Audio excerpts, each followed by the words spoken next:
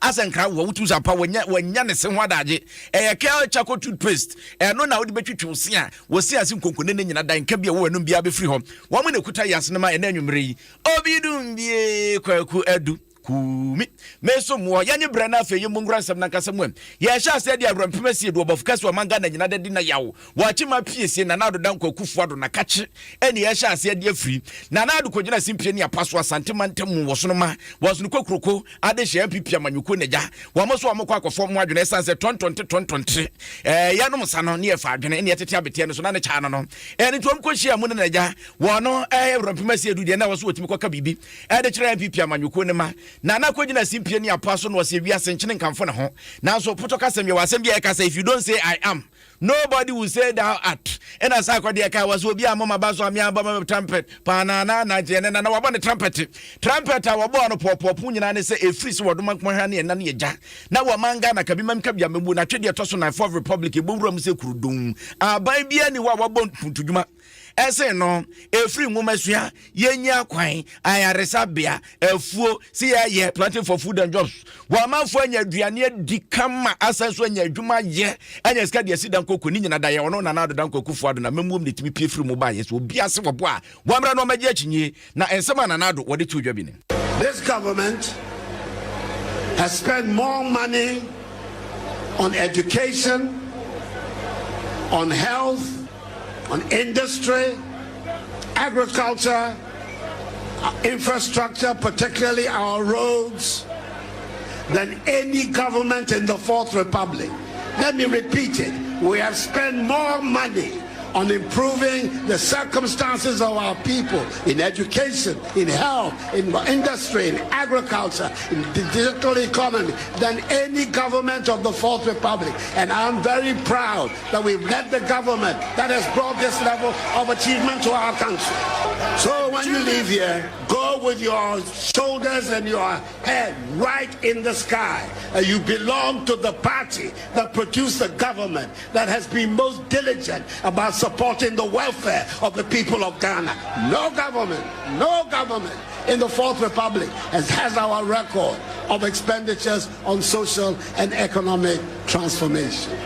Ghana mapanyi na nado dan kwakufu ado no se hwan ne bema no bema bia ni ho a obetimi akaso wode ne ho eba betoto ne ho da se ba mputu nyuma pa de ni pakro no wetrofo na no achei ene wase andisi amanyoko the greater katamansonia patia wa shanso de ye chini yokwade bresiamu awotu anesam moja bum ni tri esi so katansuo katawia watete so ya na omo keka nsem so na aban we ba ye no wonya hwe na aban we di aban be ye bia anye omo fa ye se akokọ besa che nya kroma fe no ano wo ka ni pempe se wutu mra no wa kire se kura wutu no so se andisi amanyoko kwese di ono na nado dan kwakufu ado na mamu wade aba enya e de be pa na mfihye no matumi atrese ye ba ye bedua kodu ye bedua bode ye bedua koko anase ye be sei wo mon ka hwe eno anso wo moto anwea e de gu wo manfo ga lemu sa wo se ndc fo mbra monten wo mani so ade mu no peso mdo bebu Ghana wo mon ka na Ghana fo ntibi.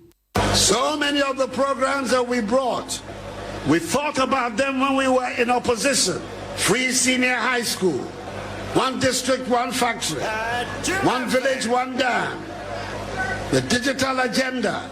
all of these programs that are our flagship programs, we thought about them in opposition so that when we came to government, we were ready to roll them out. That's why we've been able to do. I want you to ask yourselves one question. What is the one policy that the National Democratic Congress and their leader, John Dramani Mahama, have thought about in these 5 years in opposition that they have brought to the people of Ghana? One. Somebody should give me one idea that has emerged from the National Democratic Congress in these 5 years that will bring about progress from Ghana. The answer is zero, and zero. Not one single idea. Ghana mapanyi no ena wasenka yensohwa anka ndisi amanyoko nka akukoti eno anu matwa zelo hwe ehunu eno no munya eno akire yi eno waso enche bia na akwanya ba beda ho na janiwa ma wo ba be prade de obetu frank ade ama amanyoko ni to ba Facebook a emra woso no makwahia ye hu video ne da ho no a chese menim se we security form hye bru ena ekuo ne mani bi so wo mafo wo ho na ni wo mafade ne de wo mafa pa ebi mu hye fitani ade na bambofo no so namu na ni every minute bia na bambofo no mo kobasa to we wadwene se okwa kodi bone ho ane yero so tew na mra no wadi se de se ne fata na mampanyini kirem a wose akansi omo ba be kono wenya didi atam o wenya didi atam omo fato fom boko essence ya time one ye ho akinye we de ya ho ene ye tware ye ho tinya fe ne wogya mum ye kotwa ye ho nchemu akoka nsema kese ensem polo ensem bege e de tietwa ye ho be wiase na no so akofa asem foforo e de aba. All this means is that the 2024 election is for us to lose. It is for us to lose. If we conduct ourselves well, we remain united, and we have a level playing field. That's my responsibility and the responsibility of the National Executive to ensure that we have a level playing field so that the party can make its choice of its leader and all the other executives. When that is done and we come together, we unite. Because that's what I'm looking for. I want to be able on the 7th of January 2025 to go to Black Star Square in Accra and hand over the baton of government to the next MPP presidential candidate. We want to break the 8, not just for ourselves, but for Ghana.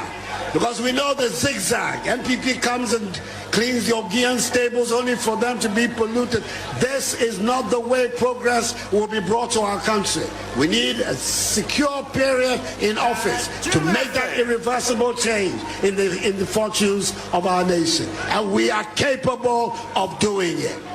We will get a candidate that will unify our party, and by who will unify us, and all of us will campaign to make that candidate the next president of the republic in Nigeria. Ghana mampanyi na nado dan kwa kufu ado no na atise wo chirim se animu nko echirim ran tifuni wa pejafo ho eni ti se die trebia no nim so wosono mo mema se ekobas wo kina bi woni wakra se de ne mre ya so yi nipa kron betumi abehye ne mpaboa na ija ne chacha no tata mu no de abeso mo mangana na adwumadie na titire ne ani ntratwotwo wuro ni pia nkoma wona wa bodwe so so mto adonko yeye wosono ma wona wa no duruburu mu na ija wo kohia mu wo ho na ekowi ase mampanyi na be de echi Dr. Alhaji Mahmoud Baumia aka Digital wo kojina simpie ne apaso na nsema kanyina da ene se ade baako na de wo makoma pono so breaking the 8 na se fisha nwotwe a ebra no bra na manyoko bia bedi akonwa ya no mudi wia na Ghana de hia pake wo mo yayi o masinche na foforo ba esanse nya baako fo na ne abrewa kusi bodo wo same so mesa nyanse ni baako fo trintu di kakra na ja wa mo foforo so aba no so de nim bia ba beboa we de mampanyina be de chese wamu be breaki na so mbetimi breaki ade ba ko betimi abo mo ye nkabomu nkabomu ya ade hu hia pa esanse prai we ba ko na bu o kabomu anya ade bebu de biara da dodo mu ahoden eti wo stress wo mo kono wo mo enso o mo nsa o mo nya adwumade we nam benkum we nam nifa sa de be ya breaking the 8 and so ade hunu na bebem esanse enye wano keke na wo de ka wo de wano do nwuru bi ngwa adwuma ene wo so wo mo ko ye nti adwuma no wo mo nya emum. We have a charge to continue this great legacy. We have worked hard as a government under the visionary leadership of His Excellency Nana Addo Dankwa Akufo-Addo, and we are committed to continuing to serve the good people of Ghana. Protecting our efforts, vision, and legacy means we necessarily have to break the 8, as we have termed it. In this regard, let us all be aware that breaking the 8 will not be easy. It has not been done before in our history, but I believe if we are united, inshallah, we will break the 8. United we stand, and divided we fall.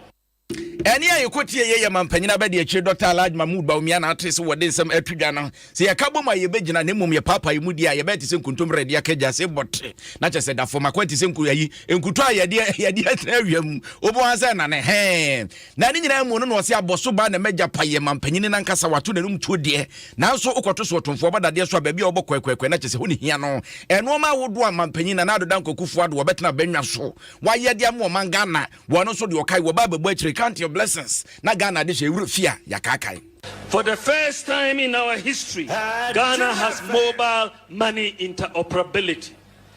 The people may take this for granted, But when we came into office, the NDC was trying to implement this for $1.2 billion to create a digital economy. Total mobile money transactions in 2016 was 78 billion.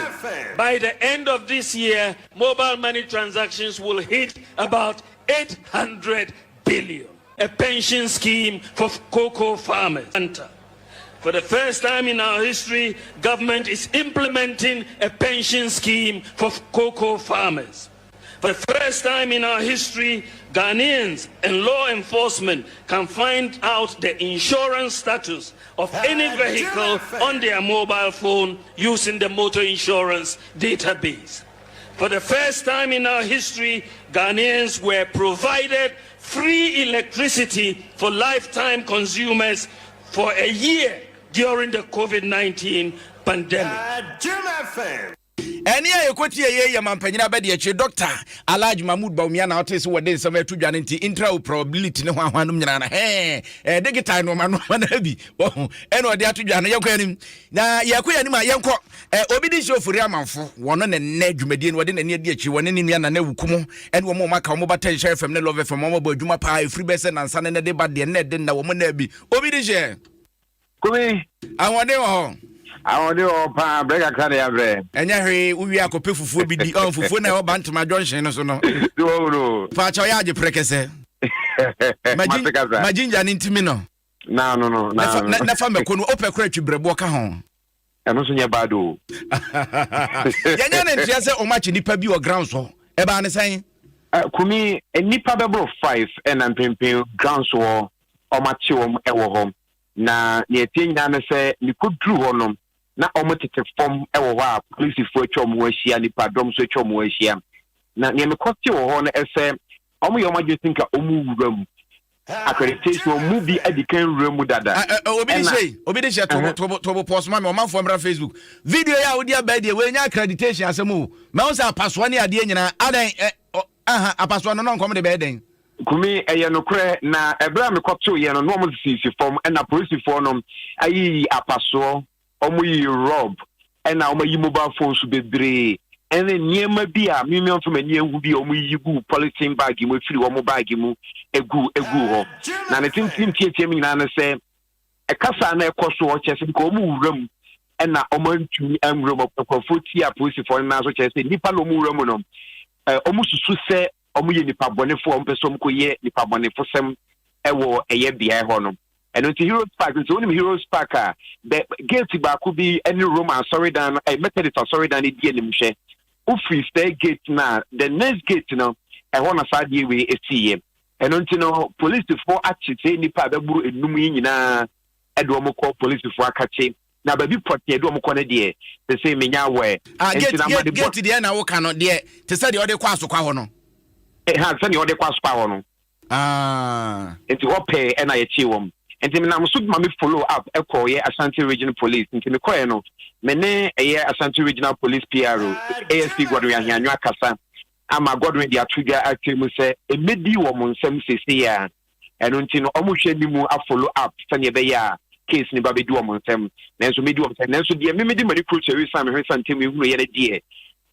ya tinipa ebebro 5 wa ya yi niema afiri wo mo ho edo makotena police car mu edo mo ko na yanro yenim se panyifo ka so unika da nya de a obetumi awuram eno ne ade edikan enti o so de card ne che na wonye kuo ba wonye tu ahene si ahene delegate a wontumi nwuram enti nkrofo no o manim ne ade che wo ma na asa card ne bi na no omuni anasa chesementi ase a mo de apaso ne ade nyina ne nam ho a mo koje den kumi obi de tia police for na wo ho ne na so e che se omususu se nipa e pese omuwuramu no omu ye nipa bonefo omu susu se omu ye nipa bonefo satam se ne mampanyina di kan trans ne mampanyina be di achi so atena se ana fe na omu be kasa na omu de hu nsensem ina betuga enti bra sa ne ba sa na na police for ni pinchi wom na omu free omu nyina mo bae enti omu bae na omu tutu wom niema me so mo hu apaso ene niema bia enke no kwase di ra conference grounds wo ene koka ho bi mo tena fo mo kakra eyi niema hodo ewo won bag mu a and a police for a 2 a doom and you can and Momcotna, a police for Kermo to Canada Coy. Afe fire fie na yɛhwɛ dwumadie na nkasa ne sese akwa akosisi o ma wie o mko sese dwumadie ne de mampanyi na andan kwa kufuado e kasa wie pe na dwumadie ne nyina pomponso nyina e ba na wie komi metumi de mensa simebo akasa apart from the ST we no onti wantwi bia wanti bibia ye yidia na fe COVID-19 first card no so no e yade a no madi serious ho pa a obi obewura mu bia no mo hye enti ebra na me ye report so me say the stand crofo ewura mu ba ma ho vaccination card sampa e kra wana sim crowd obia me busa ni bia e kyerɛ me sampa oni pa no fa ho ne ye de kyerɛ no na obako pɛ e na no won kura bi bo no kra na e woni phone so a wono so ɔde kyerɛ me a wo kyerɛ sɛ o ma ne kwan e ma ni wura mu enti COVID-19 sensam de ni nyina e kɔ kama e na afi so kra no twam so a eni pɛ ba ye sɛ no mo conduct wo mo unse ansa ne sɛ conference be start no omo kan fe enu kwan so bia de baomia anala nkas a picture bi anansa ye obi fufuro bia e ho niema e ba e ground so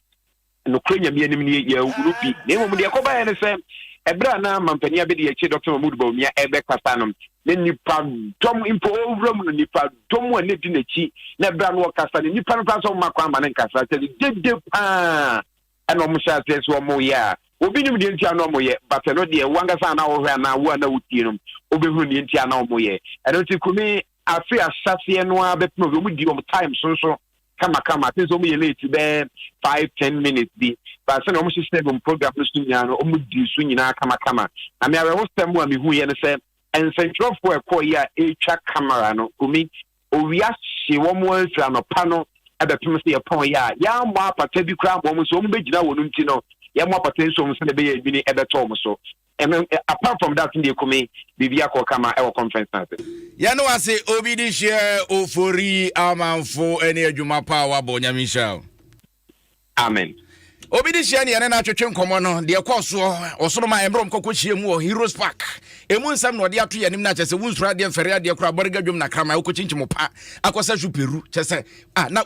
wani bo mani mo obi nkan kire se sebe mi mo ni pada o mi ni pa bonfo wo ho na mo kwa akone na mo ese mo de mo akoto adwam kwa sambi kra se o mo de mo bini o yakwa yanim ani yakwa ngomasu am ha ya Adom 106.3 FM ya ni enu anuma sepa 94.7 and 104.5 asant maya dia tumu wo say to Bolivar de extension e won wo mo batanti utie wa santimantam dia na ese waye nhyira yakwa yanim a ni yakwa kolebu aban resabia na panyimpa wona ne da no ye frɛ ne doctor opoku ware ampoma wa panyini de nsema todwabo so wosre pa sa aban woma na ni nkosuapon wona suapon ye nhemu dudo ye nhemu kena ye nkan kobunum na adisuafo no mbeba no omanya adisuafo o madwenim da ho mabin ti se metron report na betumi abo amaga na afa ne tema pefra wase kan tetre ena ne ade abetire ne se kan ne ye jan ene piawo ena ne ye de chichiri kuru ene die eye ngomasua digital ai bibia ye computer sa eti se wa man ngomasua ntimi adehia ebe wiase ne mpuntudwuma wase etimi kwaso no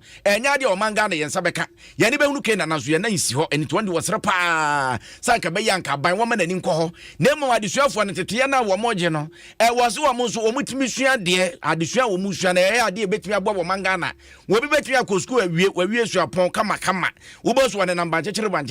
wo be hia ne moto mu tutu asen ate wo akiri wo man mu nyina hia wa hye wa hye taboro tai ena fa hye ne moto fa no wo hia na beka so ka asen ka wo ba letter nko a application for hwan aso hwan wo ko ba ne asa to aduane am na di wo fi wo be ko ba na ne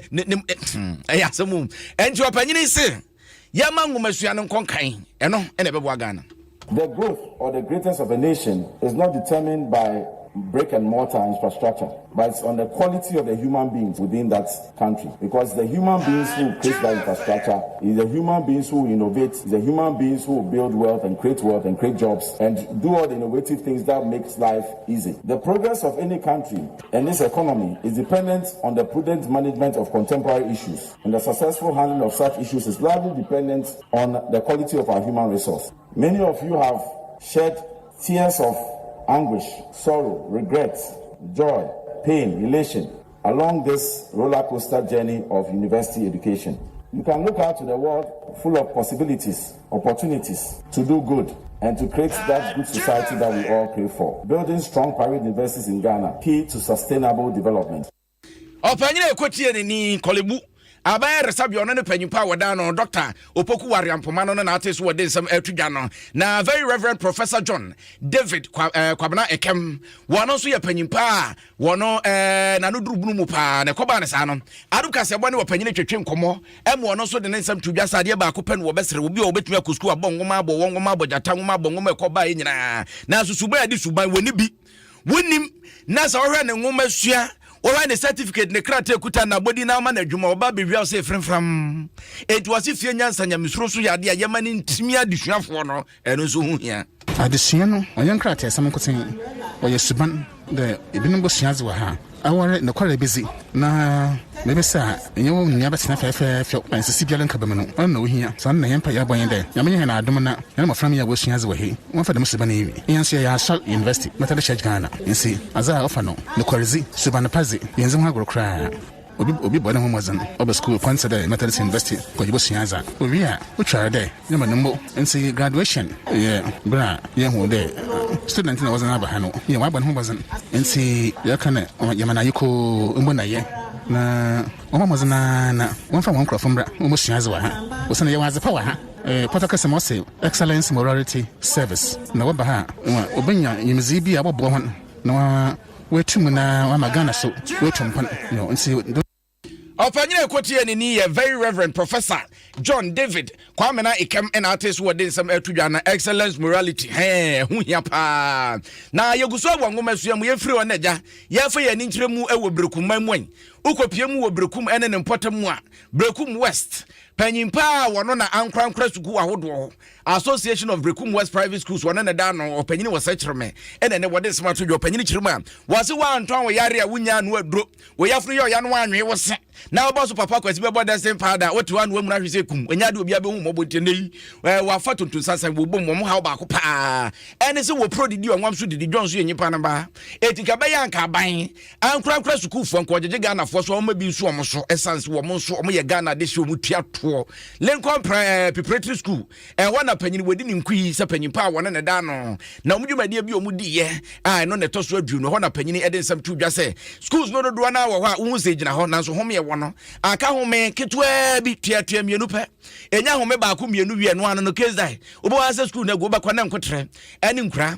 ena ebo ampressing ho na bi mu wacha skele ni ade acha school no ebe yete se amu akoni adu ebe yete se kontibi wo se aban mo wo mo so mas no fa sika nwuram sade ebe ya ankra school no so ebe konkan yeta te se ye kan se yemu ankra adwuma so kan ye kan ana practically ye di adwuma ana ye kan ye gani sa ye fa private school a ye hwa ye wo ne ma kudo bi a e challenges kese my ba ko ni taxes a yetua ufa GRA a tax yetua se wutua teacher ni bi aka and so tua tax on the payment of the teacher salary that you are going to pay per each teacher. Apart from that, what we must one kasa personal income tax must be paid. Not that alone. There was something called Senate. Any teacher you must pay Senate. Not that we have something that slapped us just recently from COVID. There is another unit or department called Nancy. They came along, slapped each private school 800 Ghana. Uwo KGA, ubetuya 200. Uwo lower primary 200 up to P6 200. JHS 200 plus personal 200. Look at number of private schools that we have in Ghana. No, be 800 Ghana citizens Canada. Meanwhile, this last year they don't have offices. Professional lances. Next 6 months, best never use. If you see Nikaba for you, how could do now? Then what tonight? Yep, you were or more yes selective in terms of giving it the same platform. No, say a BC also private school entry section fee, which has been double per what years back. Year 2 near a clock of private school and 6 like Lincoln near when you're 6. Now clock of public school when you're 6. They say no, you give priority to the public person first. Answer Ghana for manable private schools. Then Abane yet is Abane ni pay right too. People are unemployment. Private school are crying for teachers. What are we doing? Enti ofanyini ya de sede na ode to aban nim se wosra ban pa wamra meye womwa ansa na suku na gu enti sa Ghana di suafo mko private schools dodo na na jese yes se omo boso se sadi no mu nyina kogu aban school eno so nya de beboa Private schools here for Nipa, Baben training teachers. You develop in service training. Within 6 months, Nipa Niko. Abandon betting me a partnership with teachers. Afe, Obebuama, taxes are Yetriano. Ebia, Obe wave is one of the taxes. Like Sinosi wave with tax in my foreigners na beba, baby treat here Juma, or wave with tax in my bed. They are Ghana for, yeah, no, your money. Tax ben, na Bani de Maya, Messia 1 hand. Say, Yakra, we JHS, no public secondary school. We over here, Mama Abani, the taxi via my private schools. But younger say, Grana by we school about secondary school, I could train you really be Abansi and penalty on distance. Yet the Titia Crano Queno, I will use soon when the Afia Mayo, Wafa be free. T.S. Rab and all Chesani and Mansan, you may go how your Bebwa private schools are only be my issue. Now, Ghana for money at it. Opanyina ekotie ne nikopiem wo Brekum Western ne schools awodo ho no wo panyina wodi mu ntintima pa private schools no and I tell you what mother said wo de to abanim ne friend was say Chairman Association of Brekum West Private Schools one ne chairman a wo da no and I tell say ne nsem wo de atudwanom yakofo omanfo bi adwenche na ansa na no ukopiem wotama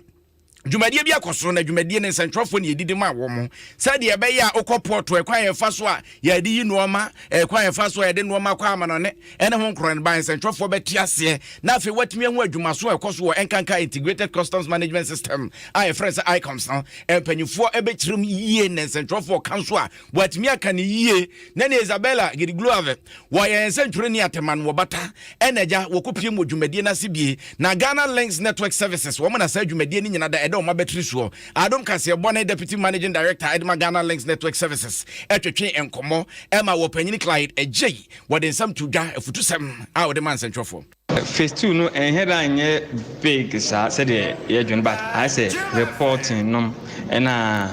free be advanced passenger information system to say obi frama no ne no oba say GRA timinya no information free airlines for no ho na ye hu se passenger go ba se bio onfa cocaine anase onfa bomb bi a wode ba Ghana na say ye suspecting say passenger GRA anase immigration suspecting say sa GRA nipa ya oba ya no matima afre no nti na ya ade a say dey ba be wuram na ocean custom auction abutu a me woman say na ya Ghana for the mestre ne say ade foforo bi e ba ya na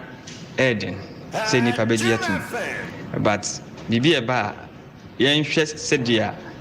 yen nya botene yen hwehwe mu hu se ade a yede ba e papa na e bone ansa na nipa obi aka ho asem Opanyina ekotie ne ni